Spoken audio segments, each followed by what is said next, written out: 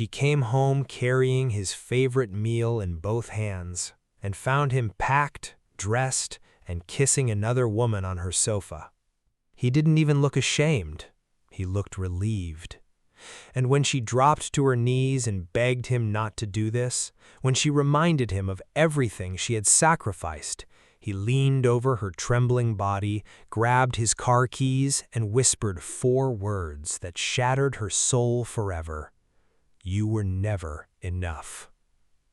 He threw her out into the rain that night, with nothing, no money, no pride, and one secret she hadn't told him yet. She was 7 weeks pregnant.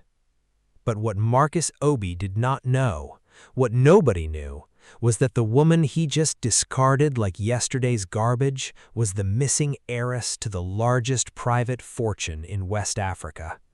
And the day she found out, the day his whole world burned to the ground. Act 1. The Last Goodnight. Zara Obi sang softly to herself as she carried the bags from the market. Ifo riro, catfish, fresh tomatoes, and that particular dark honey Marcus liked stirred into his pepper soup. She had left the office early today, a small, rare miracle, just so dinner would be ready before he arrived. 5 years of marriage had not dimmed her love for small gestures. Notes in his shirt pocket, his slippers warmed by the heater, his suits ironed before he woke. She knew things had been hard lately. She had seen the distance in his eyes growing for months like a slow fog, the way he sometimes stared at his phone at dinner, the way he laughed too easily at things she said were not funny, the way he'd no longer reached for her hand in the car. But Zara believed in marriage. She believed in fighting for the man you chose, and she had a secret, beautiful news she had been waiting for the right moment to share. She was pregnant. 7 weeks.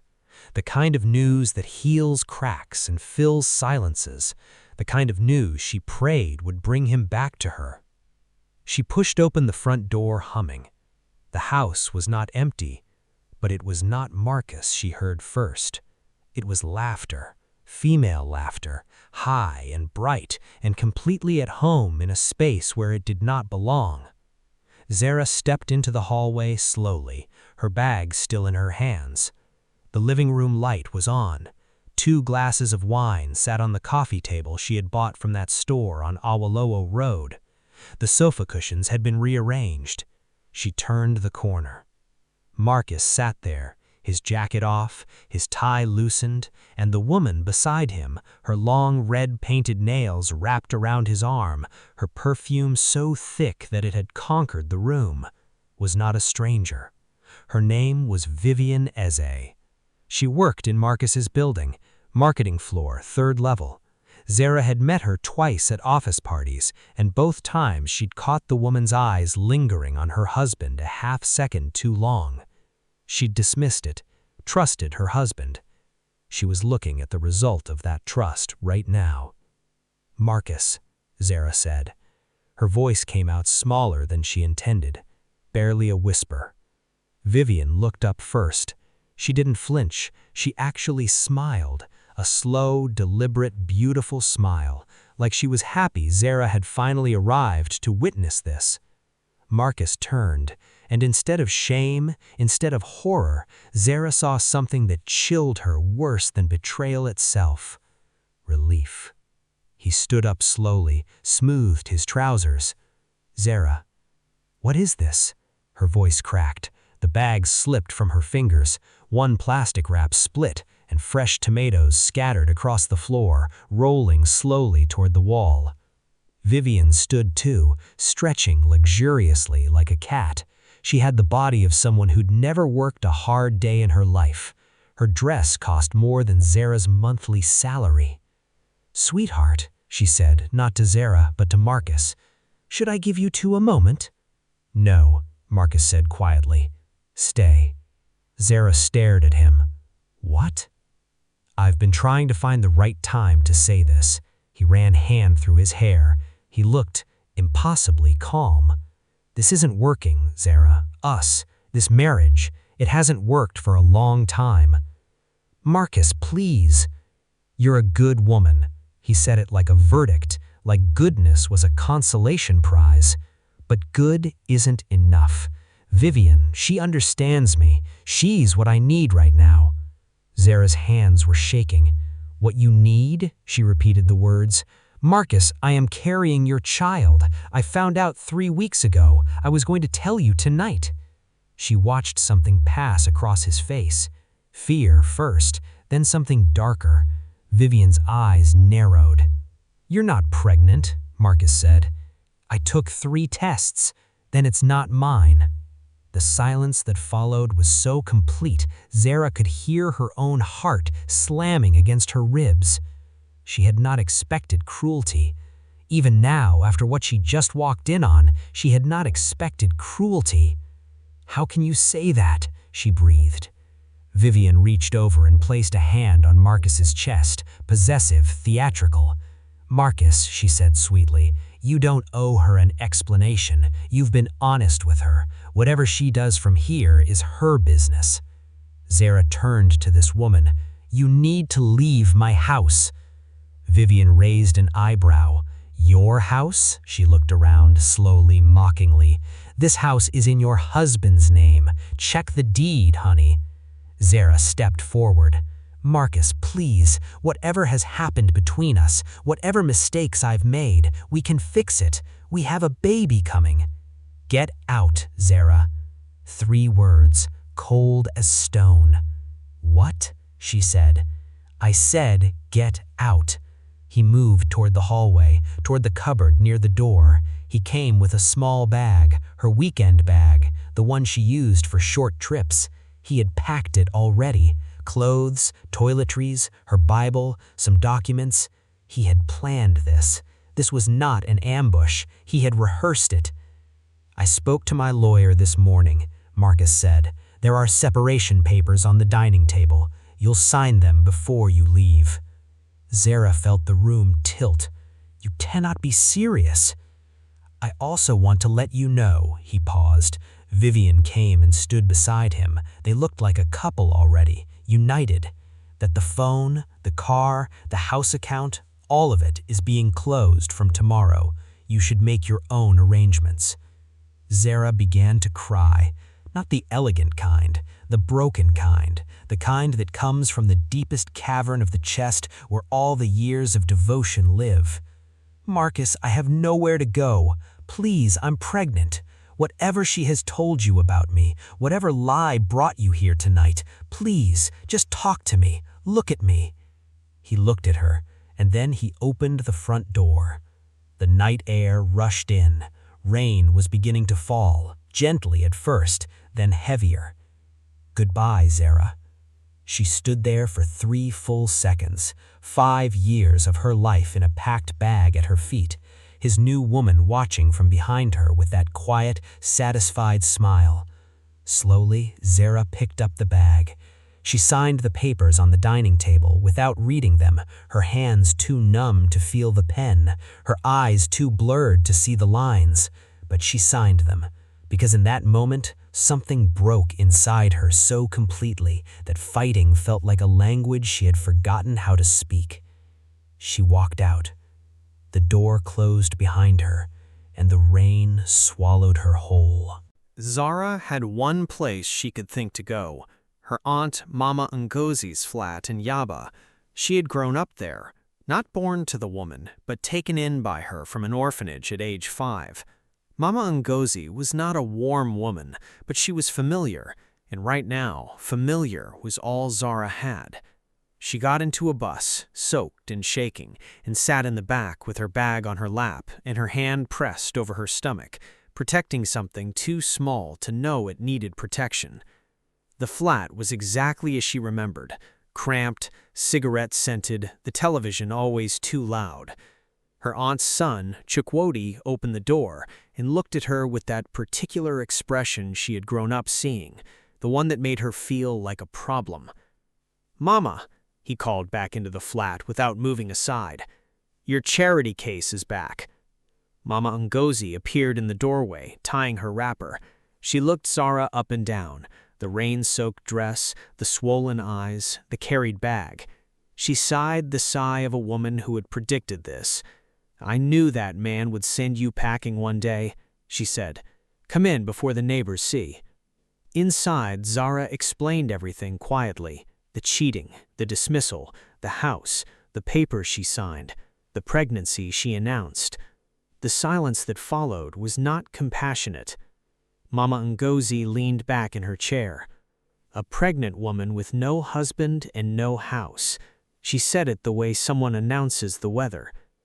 "I will find a way. I just need a few days to—" "A few days?" Chukwudi laughed from the corner. He had not even muted the television. "To do what? You think this flat feeds itself?" "Chukwudi, please." "No, let me say it." He stood. "She's been gone 5 years, living fine in a big house in Ikoi, never once sent money to help with the water bill or the rent. Now the husband throws her away and we're supposed to open arms with a baby coming that she can't even take care of?" "That's enough," Zara said quietly. "Is it?" He walked toward her. "You are not her real daughter. You know that, right? You were picked up from an orphanage. You owe nothing to this family, and we owe nothing to you." Zara's lips parted. She knew she was adopted. That was not the wound. The wound was hearing it said like a weapon, like it canceled every meal she had eaten in this house, every sacrifice she had thought was given freely. Mama Ngozi did not defend her. She stared at the floor. "There is something else," Mama Ngozi said after a pause. Something in her voice shifted, something that sounded almost like guilt. "There is a man in the village, elderly widower. He has land and some savings. I already spoke to his family last month." Zara went very still. "What?" "He will take you. He doesn't mind a woman with a child. His first wife gave him no children, so—" "You are trying to sell me," Zara said softly, "to an old man in the village?" "It is not selling, it is arranging." "You spoke to this man's family last month, before any of this happened? You were already planning this?" Mama Ngozi looked away. "I had a feeling things were not well with you and Marcus. A mother knows."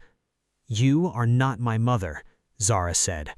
It came out with more force than she intended. The room went cold. "Then you know where the door is," Chukwudi said. Zara picked up her bag. Her body was moving before her mind had decided anything. She walked out. She heard Mama Ngozi call her name once, but she did not turn back. Outside, it was still raining. She stood on the street with her bag clutched to her chest, water dripping from her face, and she made herself a promise. She pressed her hand flat against her belly. "I will not let this be your story," she whispered to the child inside. "I will find us a way. I promise you." She didn't know then that in a mansion 3 kilometers away, a mansion she had no idea existed, an old man was looking at her photograph and weeping. Zara spent the night in a small 24-hour pharmacy near Yaba bus stop. The pharmacist, a soft-spoken woman named Mrs. Ladeli, let her sit in the back room on a plastic chair and brought her biscuits and tea without asking too many questions. By morning, Zara had made herself think clearly. She had a degree. She had 5 years of administrative experience. She had hands that could work. She would find a place to stay, find a job, and build something, even if she had to start from literal zero. What she needed first was money for a week in a cheap guest house. The pharmacist pointed her toward a health drive 2 streets away. A private hospital, Greenfield Medical Center, was running a voluntary blood donation program. They gave modest payments to donors. She went. The nurse, young, gentle, drew her blood with expert efficiency and checked her vitals before processing the donation. "You're pregnant," the nurse said. Not a question. Her eyes were soft. "Yes, 7 weeks. We normally can't take blood from pregnant women. I'm sorry." The nurse paused. "But we do still run our health profiling for our donor registry. You already completed the form. We keep DNA markers on file in case of family tracing. Family tracing? Some clients use our database to reconnect with missing relatives. It's a secondary service. We'd never share your data without your consent. But we'd need to run a full DNA panel marker. It takes maybe 3 hours. There's a small payment for that. Zara needed the money. She said yes. 3 hours later, as she sat in the waiting area eating the sandwich they had given her, a phone call came in to the nurse's desk. A name was spoken. Zara didn't hear it clearly. She was half asleep, head tilted against the wall. But in an estate in Osborne Road, Ikoyi, triple-gated, guarded, white walls rising like a fortress, an old man's phone rang. His name was Chief Emeka Adeyemi. He was 71 years old. He had built the Adeyemi Corporation from a single textile kiosk in 1980 into the largest privately held conglomerate in West Africa. Manufacturing, real estate, oil servicing, and 3 international shipping lines. His net worth, last valued, $11 billion. His daughter, taken from his compound gate when she was 3 years old by a kidnapping ring that was never fully prosecuted, was missing for 24 years. The file on his desk was thick. 3 separate private investigation agencies, 42 confirmed leads over the years, each one eventually crumbling. He had never stopped looking.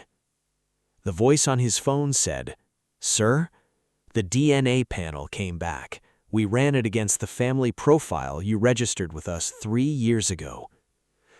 Chief Adeyemi's hand tightened on the phone. He had received hopeful calls before. He had learned not to breathe. "It's a 99.97% match, sir." The phone slipped from his fingers and hit the carpet. He sat there in his study, staring at the wall. His daughter was alive. She was sitting in a waiting room 3 kilometers away. He pressed the intercom and spoke 4 words. "Find her. Bring her home." Zara was about to leave the hospital when the car pulled up outside. Not a taxi. A black Mercedes with government-grade tinted windows, in a small flag on the bonnet that she didn't recognize. 2 people stepped out, a woman in a blue corporate uniform who moved with calm precision, and an older man, dignified, silver-haired, dressed in a simple agbada, who walked toward her slowly. He stopped a few feet away and looked at her face. His eyes filled with tears immediately. "Is your name Zara?" he asked. "Yes." He pressed his mouth to his mom. His whole body was shaking. "My name is Chief Emeka Adeyemi, and I have been looking for you for 24 years. She did not believe him at first. She thought he was confused, mistaken, or deranged with grief. She told him firmly that he had the wrong person, that she was Zara Obi, formerly Coker, raised by Ngozi Coker of Yaba, and she was very sorry for whatever loss he had suffered, but she was not the person he was looking for. He listened patiently. Then he showed her the DNA report. Wait, imagine losing someone like this and not even knowing who they really are. Do you think Marcus deserves a second chance after this? Then he showed her something else, a photograph. A child, 3 years old, sitting on a woman's lap. The woman was beautiful, her face bright with pride. The child had a smile that Zara had seen in her own mirror every day of her life. And on the child's left forearm, barely visible in the photo, but unmistakably there, a small, star-shaped birthmark, pale like a constellation drawn in milk. Zara slowly pushed up her left sleeve. The birthmark was there. Her legs stopped working. The corporate woman from the car reached her in time, guiding her to a chair. Chief Adeyemi crouched before her, not concerned about his agbada on the clinic floor, and held both her hands. "Your mother has been in a care facility in Abuja for 6 years. She stopped speaking after the 2nd year of searching. The doctors say she locked herself inside her grief." His voice broke. "But this morning, when I called to tell them we had found you, the nurse said your mother spoke for the first time in 4 years." Zara began to cry. She wept until the chair was wet beneath her, until her ribs ached, until the crying turned into something else, something that sounded almost like laughing. Because her whole life she had believed she was someone no one had wanted. And the truth was that she was someone who had never stopped being searched for. The Adeyemi estate was overwhelming, not in the way of flashy wealth, not loud gold or screaming luxury. It was the quietness of it that stunned her, the tall marble staircase that made no sound, the hallways wide enough to fit her old flat inside them twice, the staff who moved like water around her, bowing slightly, calling her Miss Zara, the garden that stretched for what seemed like half a kilometer, all manicured grass and hedged paths, and a koi pond that caught the morning light. "This was your nursery," Chief Adeyemi said, opening a room that had clearly been kept, frozen in time for 24 years. A child's things, a mobile with wooden elephants above a cot, a small painting on the wall of a girl riding a whale, a row of storybooks that had never been returned to a shelf. Zara stood in the doorway and could not enter. She was not ready for that room yet. What she was ready for was work. "I don't want to be given things," she told her father that first evening. He raised an eyebrow, this man worth $11 billion, who had spent 2 decades waiting to give his daughter everything, and he looked at her face and saw the iron in it. "You sound like your mother," he said. "She built the textiles division herself, wouldn't let me touch it." "Then let me earn my place in this family." He offered her a position at Adeyemi Corporation, not at the top. She refused that too. She wanted to start on the floor.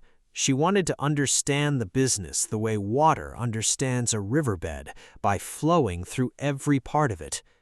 He smiled a smile that was half pride and half heartbreak. "All right," he said.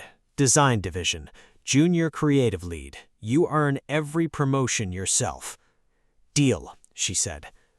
What neither of them knew was that across Lagos, in a glass office tower, a woman named Vivienne was about to discover something deeply inconvenient. Here is what the world did not yet know about Vivienne. The expensive designer clothes were on a payment plan. The apartment she told Marcus she owned was rented under a business name that did not exist in any registry. The wealthy family she had alluded to in Abuja was a single uncle with a transport business and a complicated relationship with debt. Vivienne was a social climber of extraordinary talent. She had studied men like Marcus Obi for years, middle-class professionals desperate to feel elevated, who could be made to believe they were choosing up when they were actually being chosen. She had done this before. Another man in Port Harcourt, before that a contractor in Kano. She always moved on before the bill came due. But she had miscalculated with Marcus, because Marcus, now fully under her spell, having signed over much of his savings to fund a lifestyle upgrade she had suggested, was going broke fast, and Vivienne had no interest in broke men. She had, however, just heard something extraordinary from a friend in the social circuit. The missing Adeyemi daughter had been found. She pulled up every article, every piece of news. There were no photos released yet. The family had been careful, but descriptions matched. Early 30s, former orphan, raised in Yaba. It could not be. She typed Zara's name into her phone. Zara Obi, formerly Zara Coker. Vivienne sat back in her chair and for the first time in her adult life felt something cold move through her chest. The woman whose husband she had stolen, the woman she had walked out into the rain with a packed bag, was the missing heiress to $11 billion.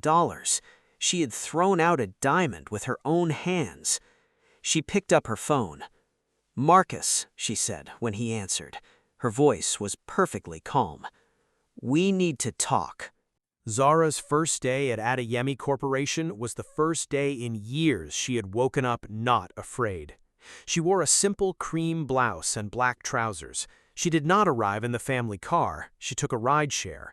She carried her own bag. Nobody on the design floor knew who she was. The ID badge read Zara C., Junior Creative Lead. The Adeyemi Design Division produced fashion lines for the company's textile arm and luxury goods brands. The floor was alive with energy, bolts of fabric, color boards, arguments about hemlines and screen printing. She loved it instantly. She was given a desk in the open-plan creative bay. She sat, she opened her sketch pad, she began to work. The one who noticed her first was not management. It was Adrian Cole. Adrian was 36, the regional director of Adeyemi Corporation's international partnerships, a calm, precise man with an Oxford sharpness softened by a Lagos laugh. He was walking through the design floor on a site review when he stopped near Zara's desk. She didn't look up. She was sketching, not a fashion design, but a structural pattern, the weight distribution of fabric when draped across a curved frame. Geometric, detailed, deeply considered.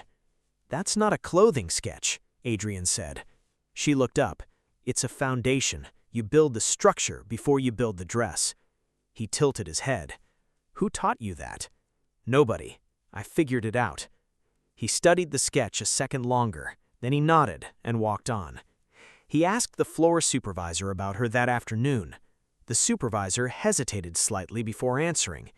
That hesitation told Adrian there was something more to this woman than her name badge revealed. He filed the curiosity away.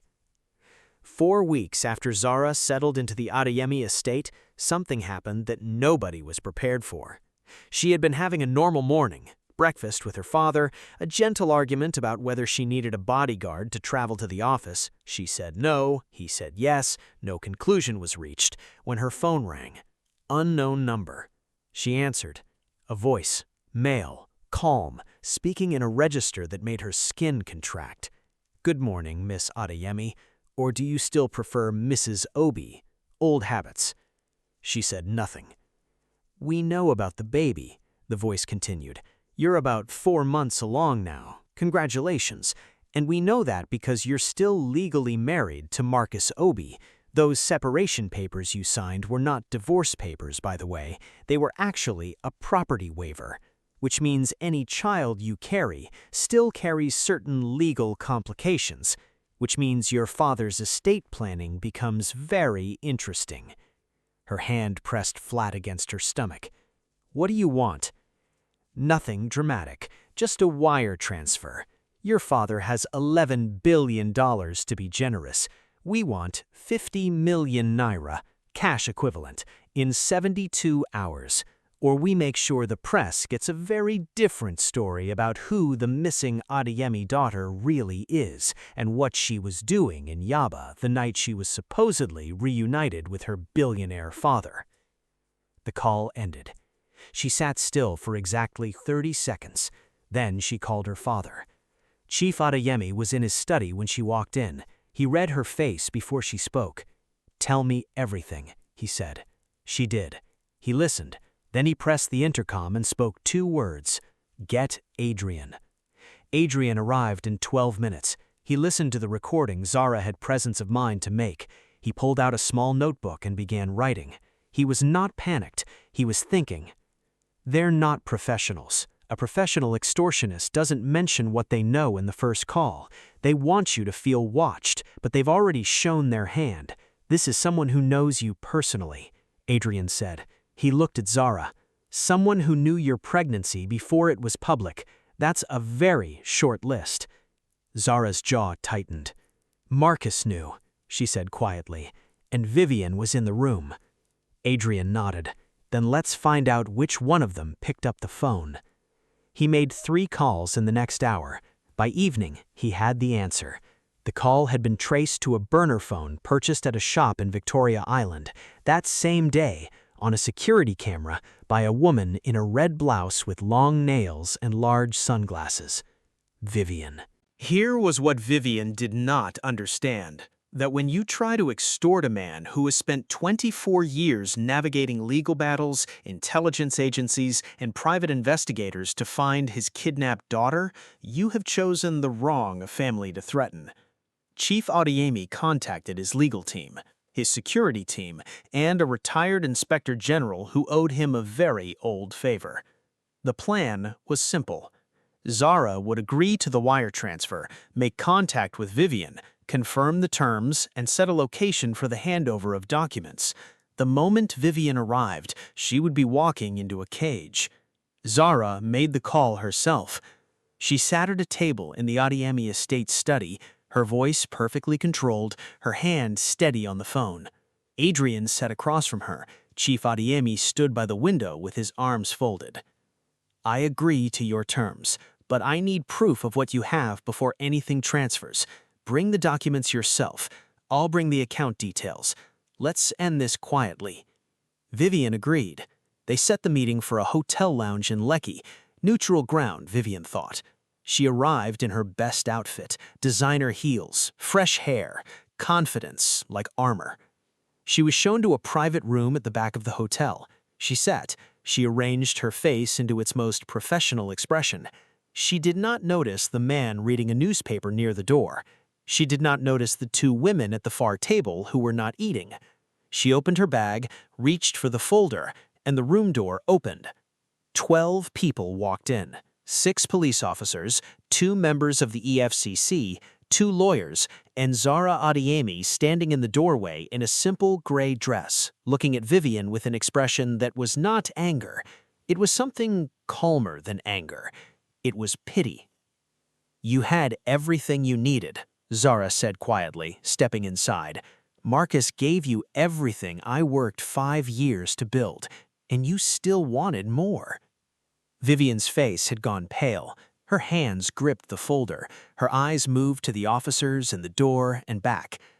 "You're making a mistake." "I'm not." Zara sat down across from her. "The call was recorded. The purchase of the burner phone is on camera. The messages you sent to Marcus about this plan are already retrieved. He handed them over to my lawyers this morning." Vivienne blinked. "Marcus?" "Gave you up immediately," Zara said. "The moment my father's legal team made him understand the criminal exposure he was looking at as an accomplice, he became very cooperative." She folded her hands on the table.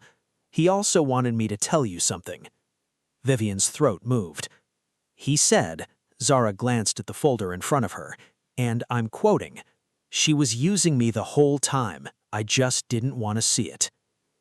The silence stretched. Then the EFCC officers moved. Vivienne's chair scraped the floor. She half stood. She was crying now. Real tears, not performance. The ugly kind that strip away everything. "Zara, please. I'll pay it back. I'll disappear. You'll never see me again." "I know I won't," Zara said. She stood, adjusted her bag strap. "Take care of yourself, Vivienne." She walked out. Outside the hotel, Adrian was waiting by the car. "How do you feel?" he asked. She thought about it honestly.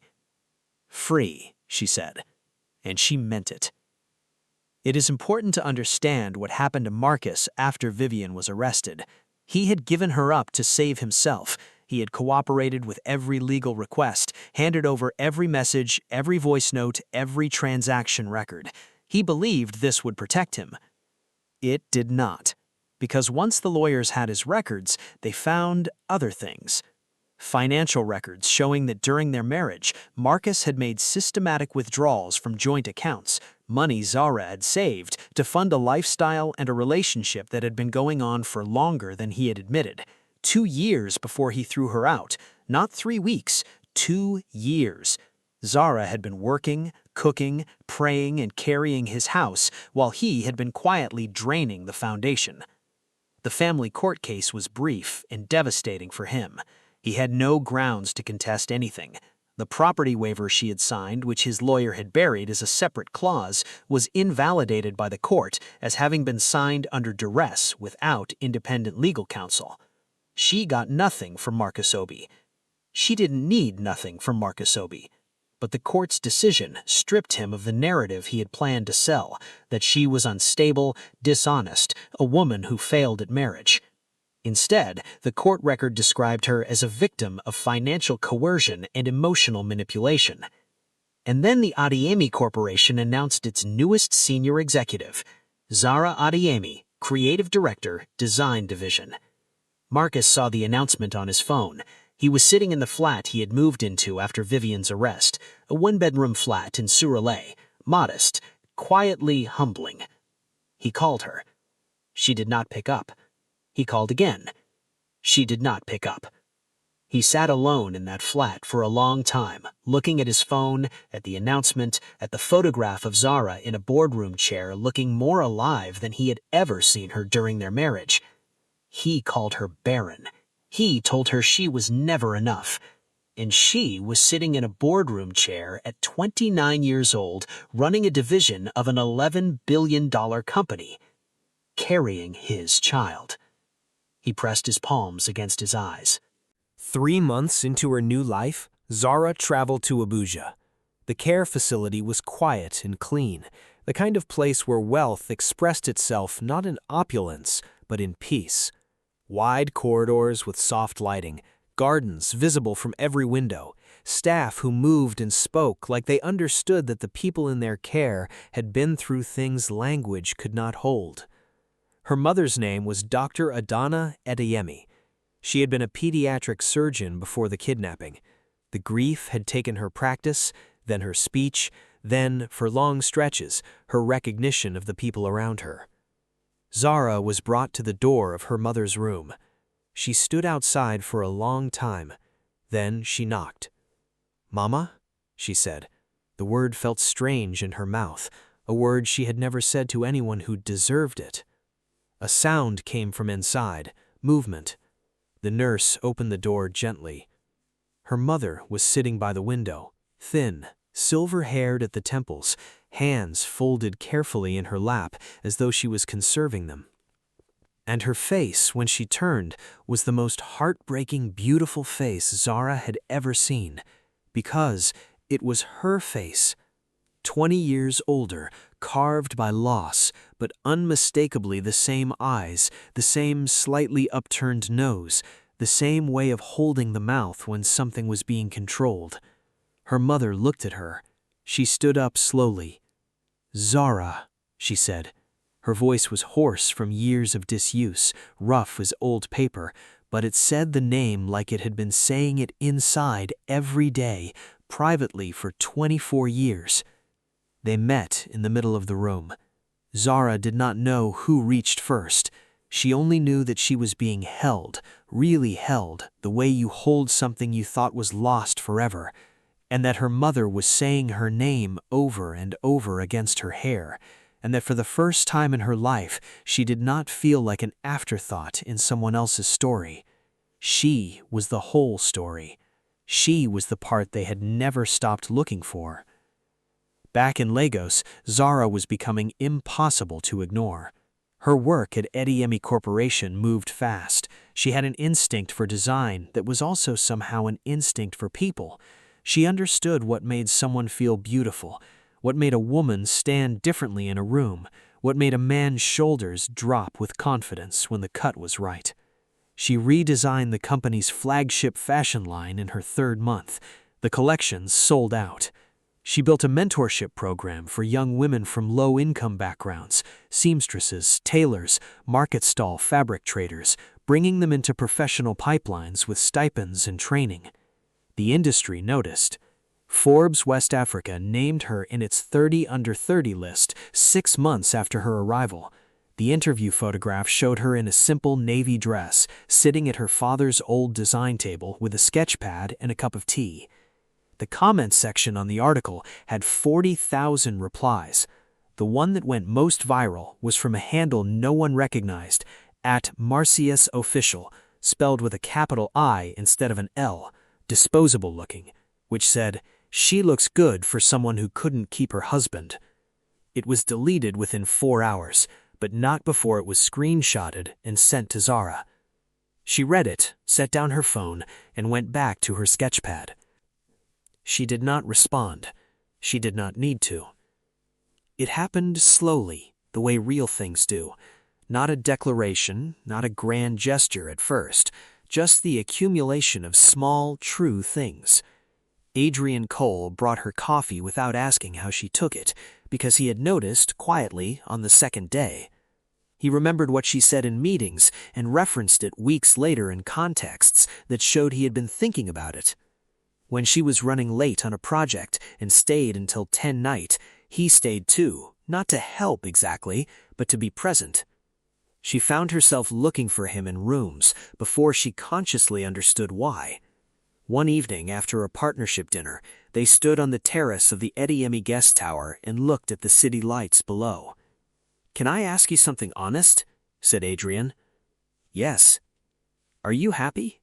She considered the question carefully. "I'm healing," she said. "I think that's the honest version of happy right now." "That's enough," he said quietly. "More than enough." She looked at him. "You're very calm all the time. Does anything frighten you?" He thought about it. Watching someone build something beautiful and not telling them that you see it. She felt the words land. "Is that what you're doing right now?" she asked.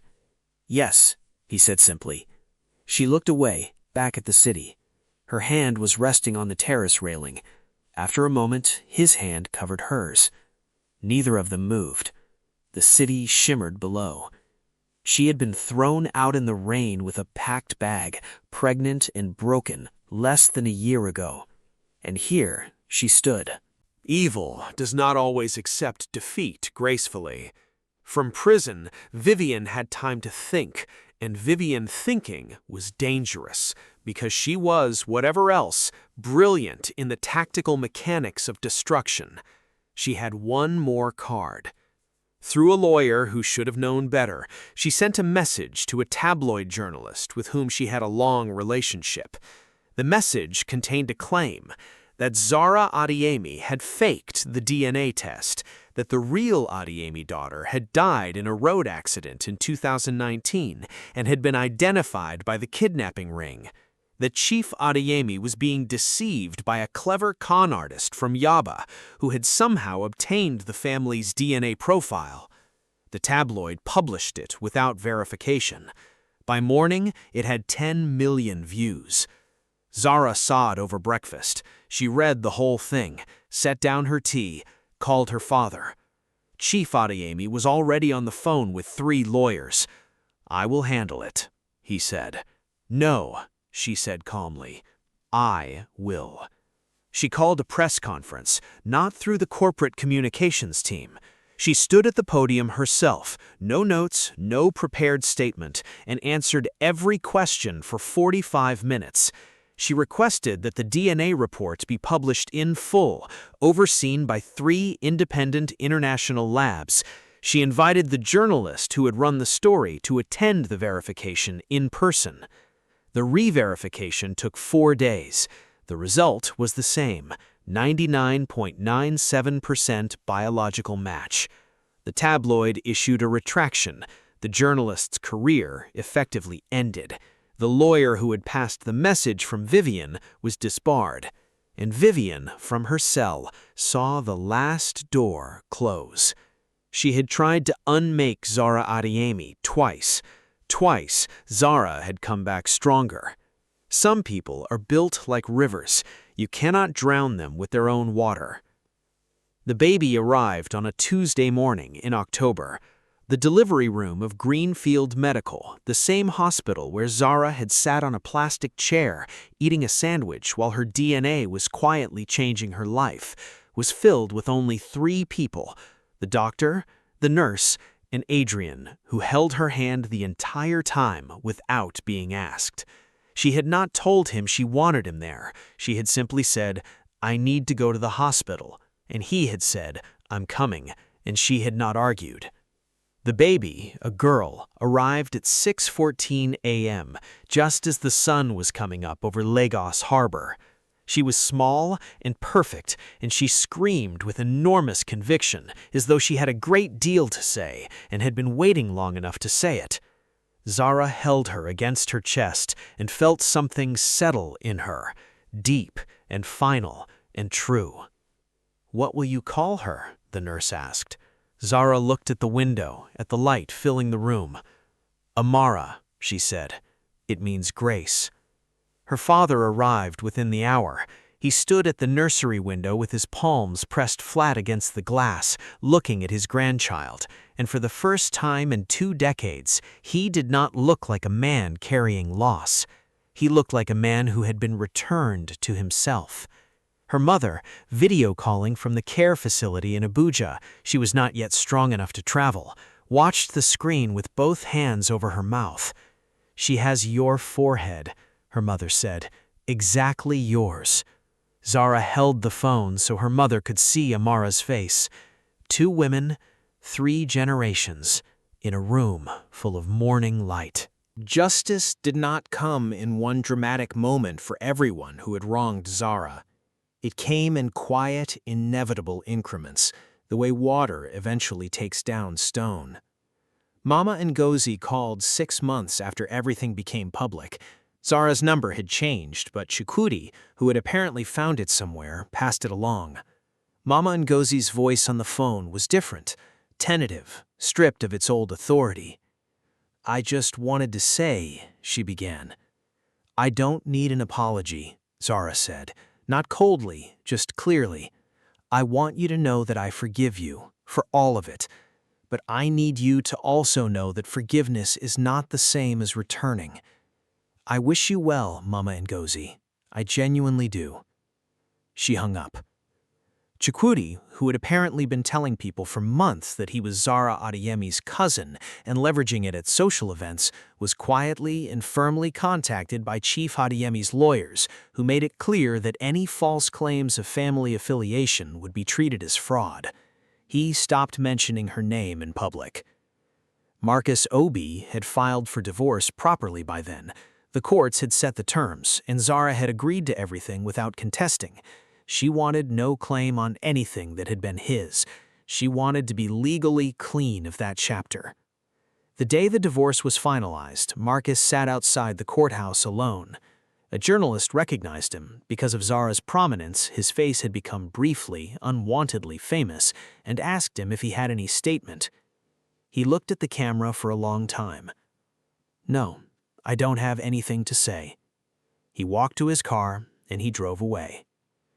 What he did not know was that the next morning, Amara Adeyemi Cole, 4 months old, already with an opinion about sleep schedules, would be photographed by her mother on the Adeyemi estate veranda, a picture that would become the most liked post in West African Instagram history that year. And underneath the photograph, Zara wrote simply, "She knows she is wanted. That's all I ever needed someone to give me."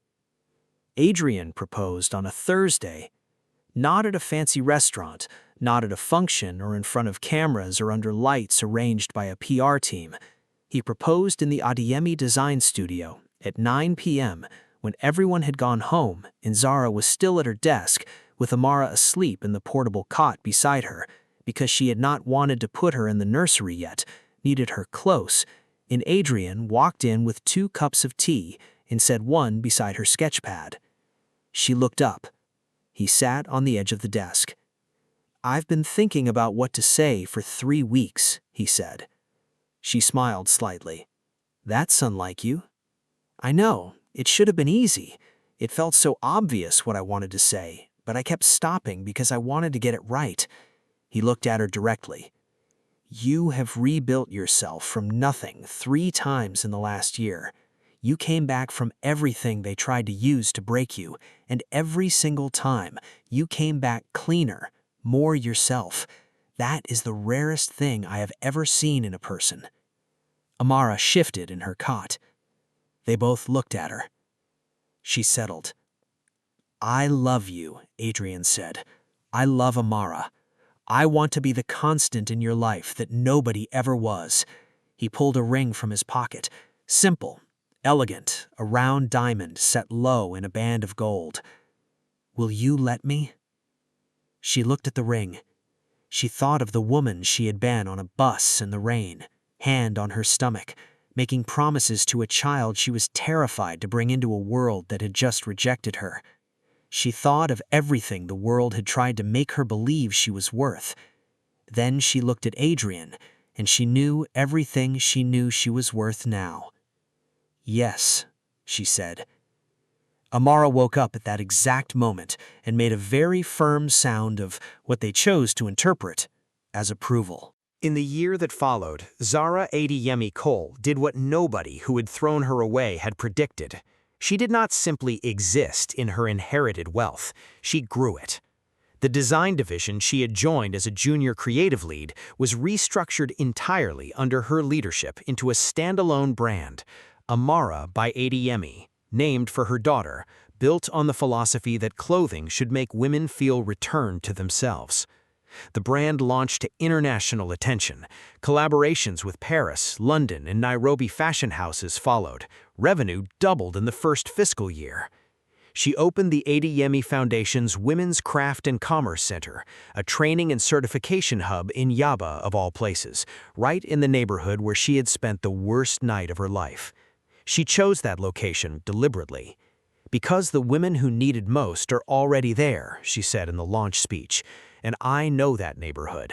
I know what it feels like to sit in it with nowhere to go. We're bringing the resources to the people who shouldn't have to travel to find them." Her mother attended the launch. She had been well enough to travel for 3 months. She sat in the front row in a cream head wrap and wept through most of the speech and applauded when it ended with both hands raised. Chief Adeyemi stood at the back, as he always did when Zara spoke publicly. He said he liked seeing people's faces when they realized what his daughter was. He said it was the best seat in any room.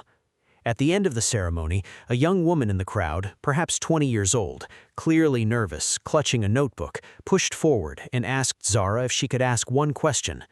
Zara nodded. "How do you do it?